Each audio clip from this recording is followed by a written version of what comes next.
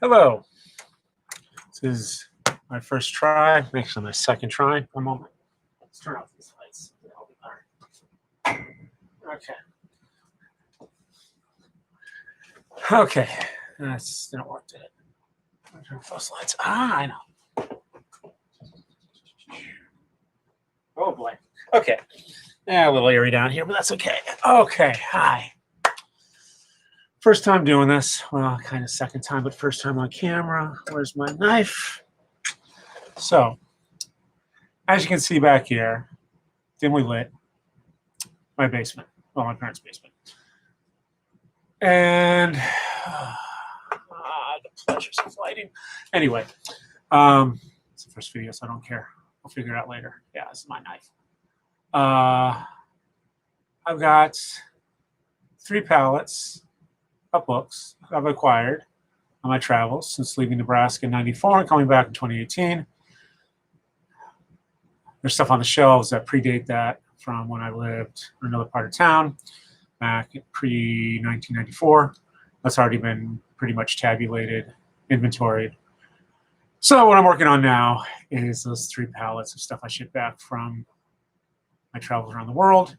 3 years in DC. Oh, God. 97 to 2018, 21 years in New York City, as well as other places around. So today's going to be simple. And I'm going to start doing these unboxing videos. So I'm going to start with a small box. As you saw in the thumbnail, this is an old back. This isn't a photocopy box. This is computer paper from the 90s. So I remember when computer paper came, perforated, and a long ribbon of alternating strips with the little, well, what would you call that? The guide holes on the side. You would then eventually have to perforate those and tear those off, tear off the sheets, and you would have simple sheets. That was back when, before laser printers, when we had dot matrix printers. Talking about 8-bit graphics, this was 8-bit printing, because on a dot matrix printer, unlike a daisy wheel, the old style, which was just like those old punch guns, which was just a wheel with different letters on it, or characters that you could type. Dot matrix was graphics capable. It was graphics capable because it had pins, I believe 7 rows, 7 pins. And by punching those pins, hitting the ribbon, you could put dots on the row you're printing. You could do anything from very light, low-res printing to ASCII graphics to even, I think, low-res, like VGA graphics. Again, we're talking 7 lines, 7 characters, each line, I don't know, 80 lines a page maybe. So that's what this box was. This box, box number 223, numbered by my moving crew from New York. I had 2 U-boxes, if you guys know what those are. Tetris completely, fully, with boxes. Unfortunately, most of those boxes were books. Books are heavy. Books are compressed paper. A normal box, something like this, well, you know what this would weigh, what a copier box of paper weighs. This is half of that. That could easily be 20 pounds. A U-box filled with books is about 2 tons. And when the forklift tried to lift that U-box onto a trailer, the forklift got lifted. The box didn't move, the forklift did. The back wheels came off the ground. And so those had to wait there until such time that this is on almost on 12th Avenue, Chelsea, other side of the High Line. Eventually, somebody bought that property, or that property got valuable enough that instead of it being U-Haul and storage, they decided to develop it. I don't know what's there. I haven't checked lately, but it's a nice little park just on the other side there. I'm sure you can probably Google it. I think it's 23rd Street, 12th. So, as I said, I got these guys to the moving company to grab it, move it, and send it back to Nebraska to a storage unit. And then about 6 months ago, we finally cleaned out that storage unit, brought it all down here to our basement. Thankfully, it's a basement. I don't have to worry about loads because, again, I've got 3 pallets of books, other ephemera, mostly books, comics, paper. So I don't have to worry about the floor collapsing. Mom does worry about it cracking, but I'll worry about that later. Oh, when we sell the house. And this basement is unfinished, although kind of finished.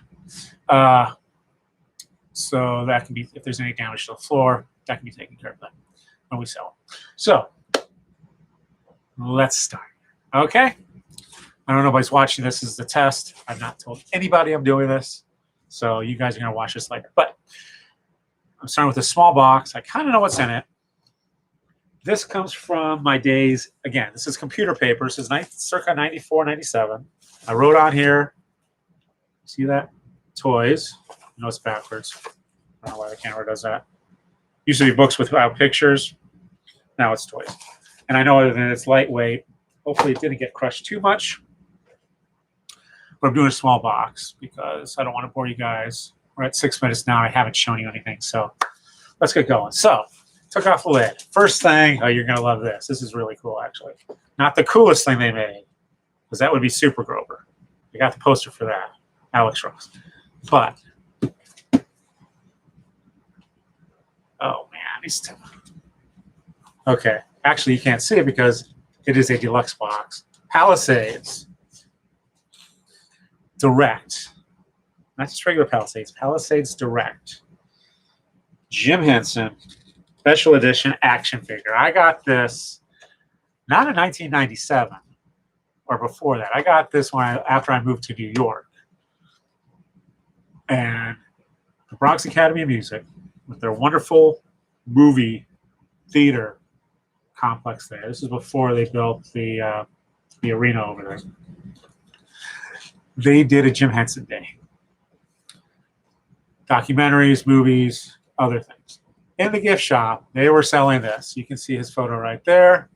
I don't know. I used to look like him. Right. So, but they had this there on sale. Now, how do I open this carefully? I don't know. I'm going to take off my glasses here so I can see better. Yeah, I know. I'm supposed to have... I don't think this is open at all. Oh, no. This is still sealed in box. I think... No, wait. Here's a flap.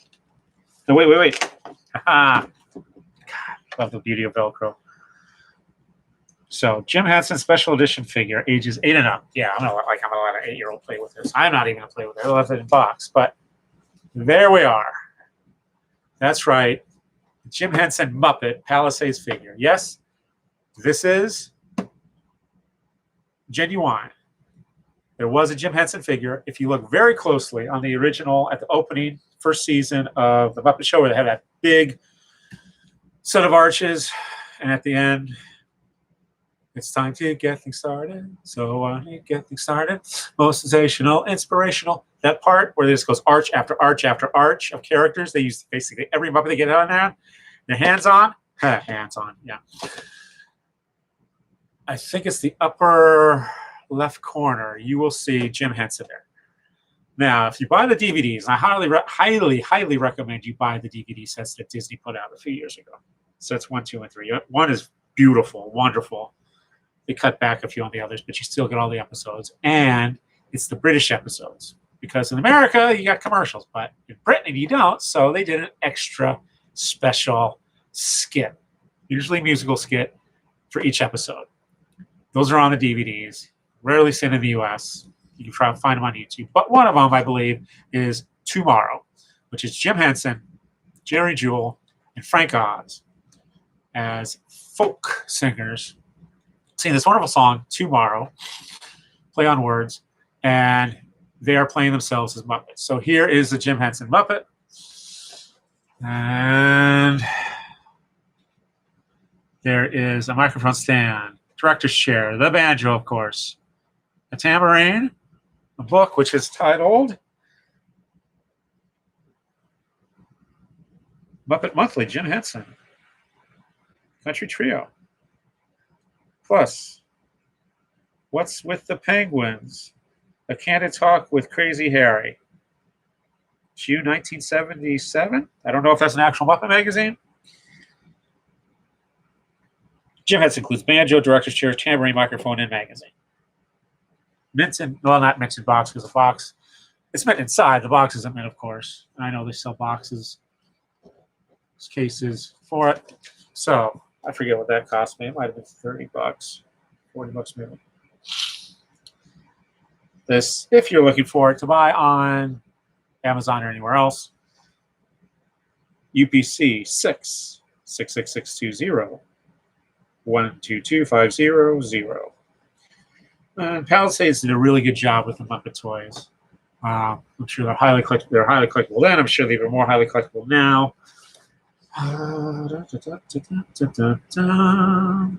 Don't even have credits on here. Wow. So, don't know where that Muppet is. Those Muppets are now.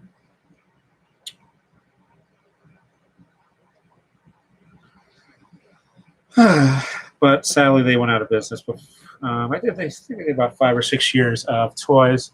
Again, the ultimate for me is Super Grover, San Diego Comic-Con exclusive Super Grover figure, which again is unusual because they didn't do much Sesame Street.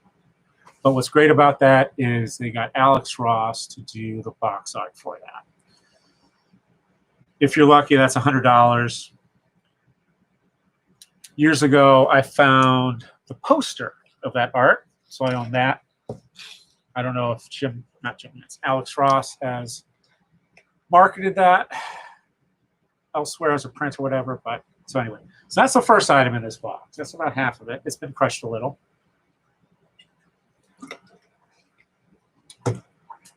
Excuse me there. Okay, something else in a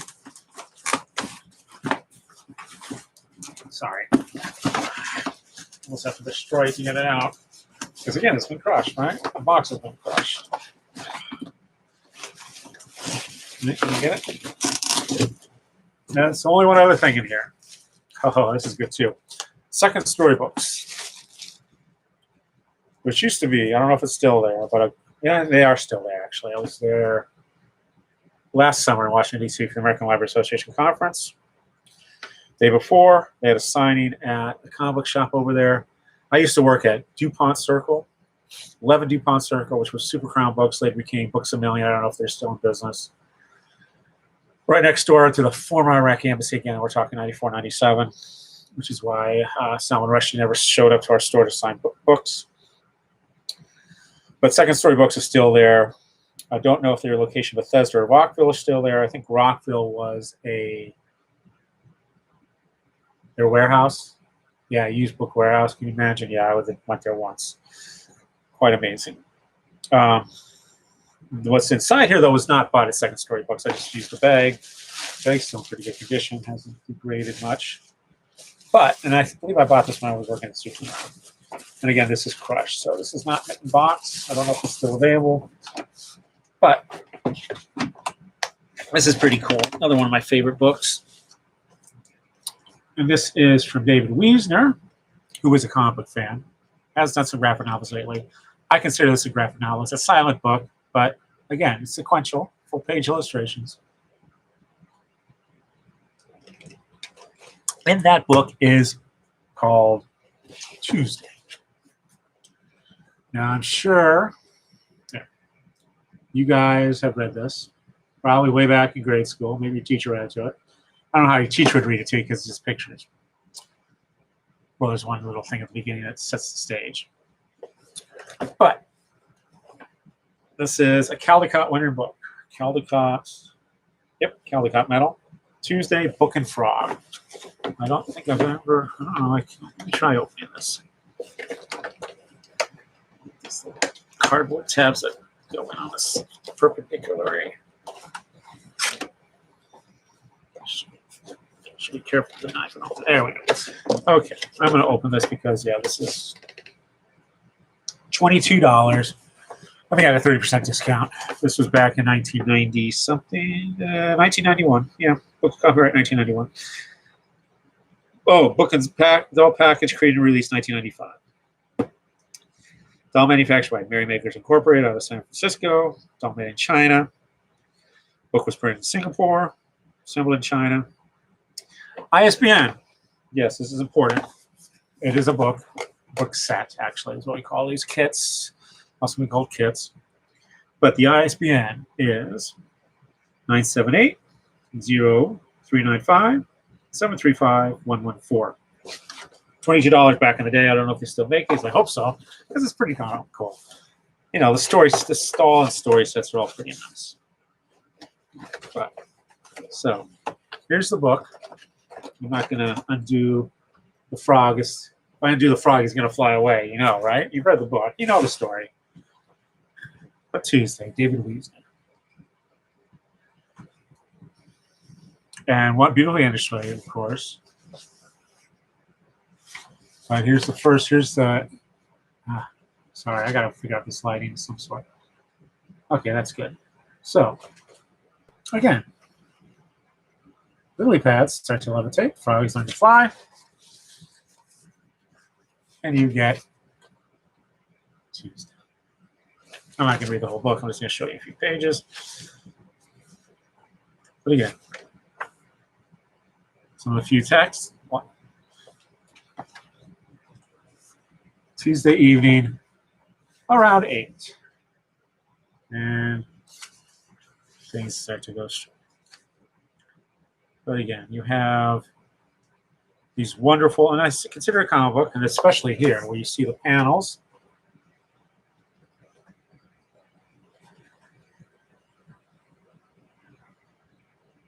When frogs fly, right? And again, a wonderful book. He's done a lot of picture books like this, fantasy-based, beautifully illustrated. Mr. Waffles, which he won about five years ago, Caldecott winner. That is definitely a comic book because it's got panels, sequential panels, and word balloons. He has since after that he did an actual graphic novel. Name escapes me about a mermaid who is stuck in a sideshow pier, kind of like a Coney Island situation. That didn't get any much notice, but definitely check out his work. Caldecott winner, multiple Caldecott winner, by Chris Van Allsburg. Great story, great art. I don't think any of his stories have been turned into movies like Jumanji, but both of them are excellent.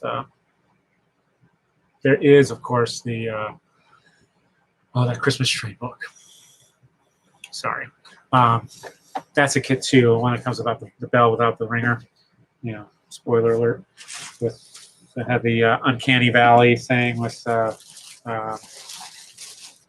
Hanks. Yeah, you know what I'm talking about. Anyway, tell me if you found if